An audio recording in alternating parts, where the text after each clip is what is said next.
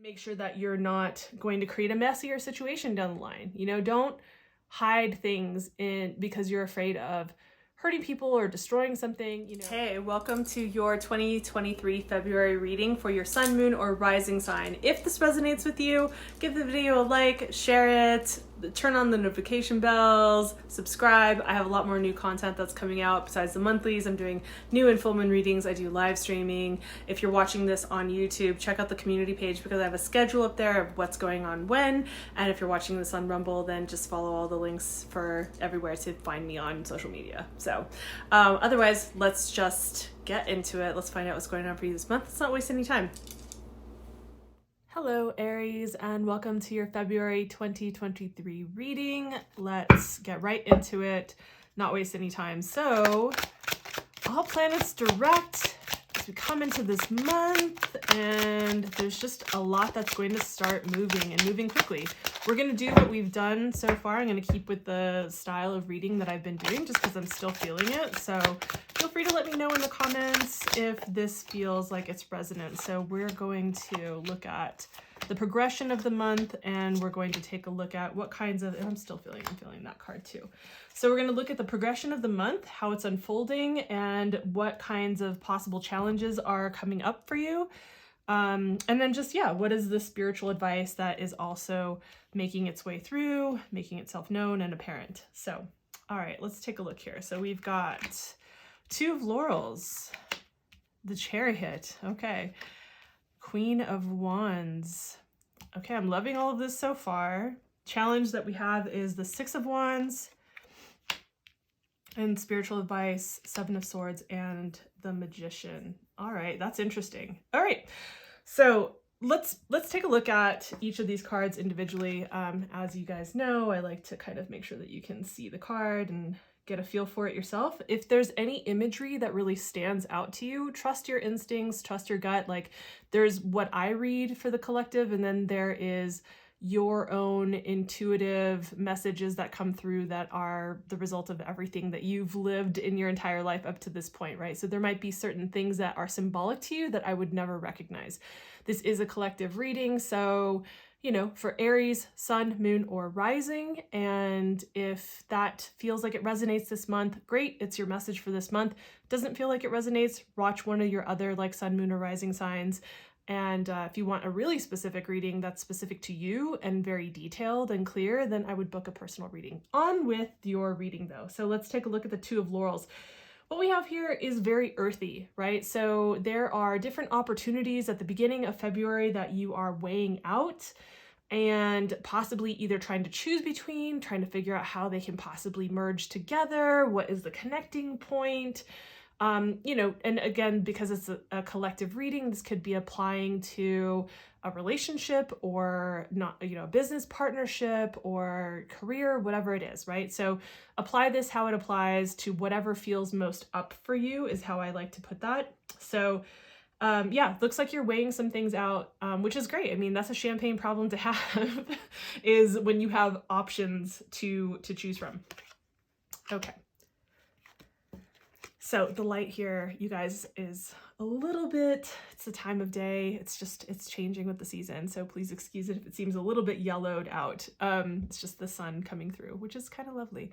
So when the middle of the month, we have you having some real forward movement, right? Things are starting to really pick up some speed. Definitely aligns with what's happening astrologically. Your planetary ruler, if you are, if you are an Aries rising, especially if you are Aries sun, if you have Aries or Mars placements that are really strong in your chart, this is going to feel really amazing for you because your planetary ruler Mars had in January, kind of towards the end of January, had maybe third week or something of January, had come out of retrograde. And so just all planets are direct, things are starting to move forward, but also this card points to really needing to make sure that you're aligned on all levels. So what you think, what you feel, what you intuit, how you act is all aligned in the world. So if you're choosing a direction, if you're going to choose to go forward, make that decision, choose your path, and make sure that it's aligned on all of the different levels, all of the way through, right? Top to bottom, bottom to top. through all of your chakra centers is another way to look at it, right? Cosmically aligned, higher self aligned, intuitively aligned, heart-centered aligned, action and will oriented aligned, rooted and grounded, like on all of the different levels, make sure that it's aligned and things will move more easily, more quickly. It's like greasing the wheels, right? But you also have some astrological help with this. We all do in a certain way, but definitely again, because you're ruled by Mars, this would be more so.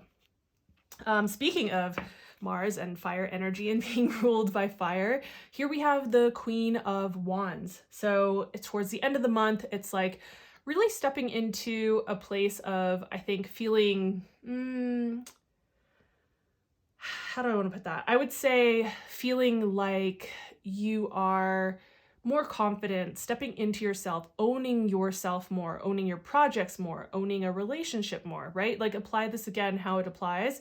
So stepping into a place of ownership, you know, the thing about the Queen of Wands too is like, she's confident, she's warm, she's, you know, inspiring, she's inviting, she's a whole lot of different things, right? So like, you know, very magic-like, you know, has a lot of that magic going on, swirling around, very infectious kind of energy, but definitely very fiery energy. So this represents like also having that confidence, that sense of being, right? Especially as an Aries, right? Aries or Mars ruled, people will tend to associate or feel a connection more to this whole like, who am I? How am I identifying? How am I being out in the world, right? How do I express myself? How do I explore the world, right? So so I think like towards the end of the month, after you come through, and I feel like I really like the progression of this happening, right? So we're starting off with just cat hair everywhere.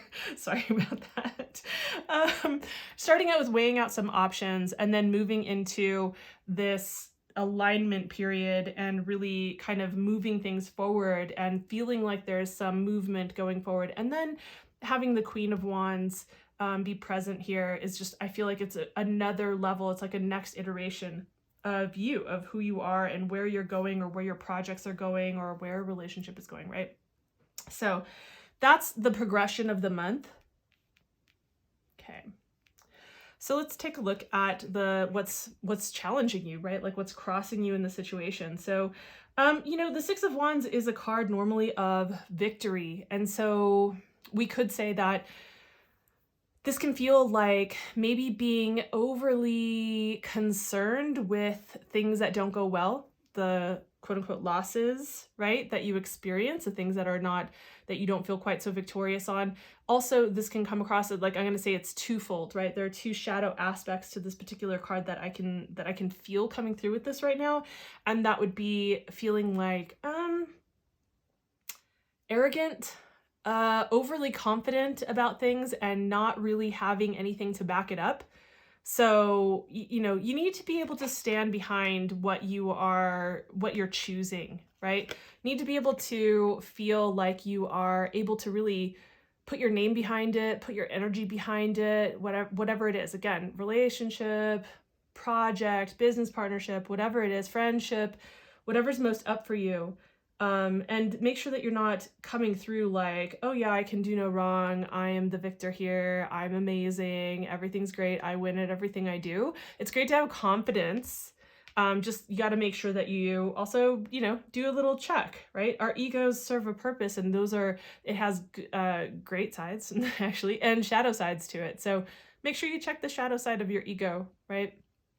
The other thing I would say that might be like, you know, coming through here with the challenge aspect is like, don't dwell on the things that feel like they're setbacks or they're not maybe moving forward in the way that you had hoped, or maybe you're not getting it. Oh, this one's coming through. You're not getting the recognition, right? Because normally what we see with this card, like you can kind of see the streamers that are coming through, but normally what we see with this card is like, you know, we see the laurel here. That's cool. I hadn't noticed that before, but you know, usually people are throwing flowers and laurels and being really celebratory. And here is like a situation where you might be coming across in the course of the month of, you know, just not feeling like you're being recognized for the efforts that you're putting in, you know, for the progress that you're making or for how hard you're working towards something. So that might be a challenge. So let's take a look at what is coming up in terms of your support. Now, I'm going to start over here with the Magician. I really love that support that comes through with the Magician card here. So essentially your guides are just kind of like, hey, you know, despite any kind of setbacks that you have going on here, you know, this is actually this progression of the month feels really good, right? And despite all of that, you have everything you need to really be able to create what it is that you want to create. Maybe not everything you need, you know, or like, or I'm sorry, not everything that you want, but you have everything that you need. That's what I meant to say.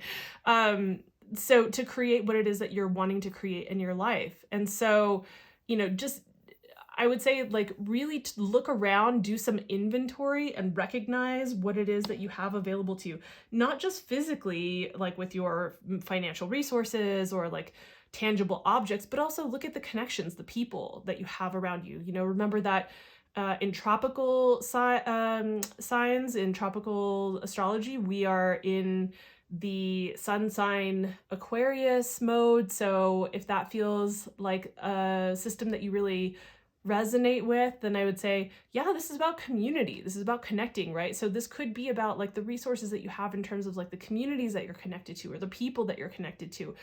Who can you collaborate with, right? But you have all of the elements needed, all of the elements, right? This is the card where all of the 4 elements come together: earth, air, fire, and water, right? So we're looking at like emotions, our thoughts and beliefs, our action and our creativity and inspiration, our, you know, psychic abilities, our tangible world and what we value. Like all of these things are coming together into one really powerful place. This is also a card of, some people would say, manifestation, right? And again, like I'm starting to kind of move away from using that term just because it's so ridiculously overused. But if it helps, if it offends your modern sensibilities for where we are, like it kind of does mine, then maybe use the word materialize.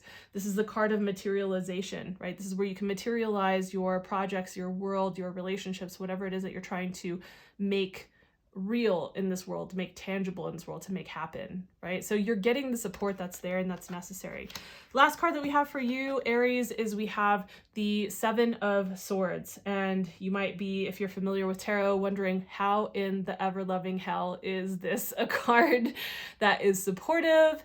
And here's what I'm going to say. It's twofold. I think that there is an inward looking at your own self and like the internal thoughts, the internal dialogue that you have with yourselves, the different parts of yourselves, and making sure that they are aligned and congruent with what you're trying to move forward to. Make sure, essentially, what I'm trying to get around to is that you're not lying to yourself.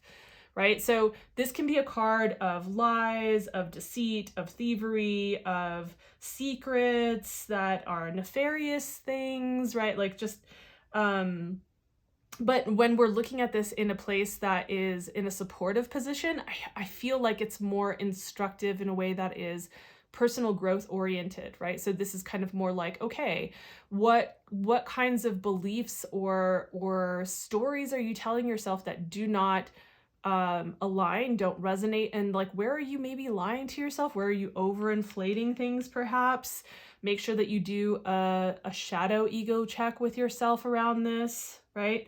The other thing that I would say that it could also represent, and again, like because we're not doing an in-depth personal reading, normally with a card like this, I would really be pulling for, okay, let's get some clarification. What exactly is this connected to? And we would know if we're reading about a relationship or a friendship or like a business partnership or whatever, right?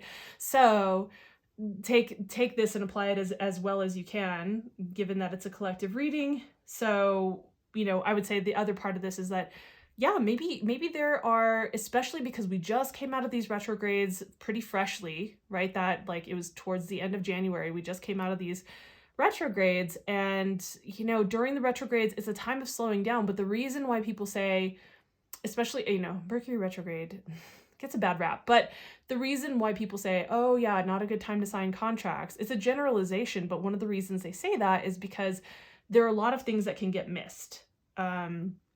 Fine print, you giving away more than you should, or you know, taking more than you should, whatever it is. And so you might need to do some inventory and kind of go back and look at like, okay, so I was going to enter into a partnership of some kind or a contract, an agreement of some kind, and like, does this fit? Right? And this is not just about business and not just about money, right? Like for some people, this could really be about relationships. Like this could be about going from, you know, dating lightly to exclusivity. Maybe you moved into exclusivity way too quickly and you're feeling like, oh, I don't feel so aligned with that, but now I can't go back and say no because it could destroy this, you know? And so this is where honest, authentic, compassionate, transparent communication really comes into play.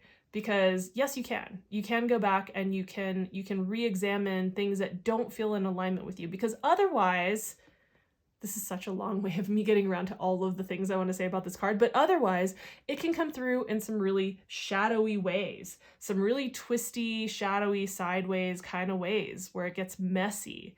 And you don't want these contracts to get messy. So in order to avoid that, do some internal checks, again, around your shadow, ego self. Make sure that you're not lying to yourself. Also examine any agreements that you're entering into, whether they be personal or contractual, like in a very, you know, like businessy kind of way, financial way.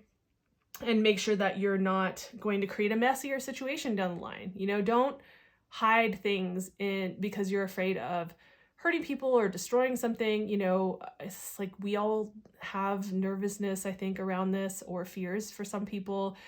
I still get nervous having conversations like this with people, but I still have them. And I think that when your intent is clear, when you're clear with yourself, grounded, authentic communication can really make a big difference. So that's all I've got to say about that. That's what I have for you, Aries. So this is for your month of February. Please feel free to check out if you're on Rumble or YouTube or wherever you're checking this out. Just know that on Instagram and on YouTube, on the community page, I have the dates for all of the free mini readings that you can get with like the new and full moons and the cards and cocktails. I also have information on Instagram. That's usually where I do the lives. I am going to be transitioning either February this month or March, is looking like March, into doing more live streaming on YouTube as well. So thank you for being here. Thanks for following. Please feel free to shoot a message down below or like in DMs. Have a great month. I'll talk to you guys soon. Bye.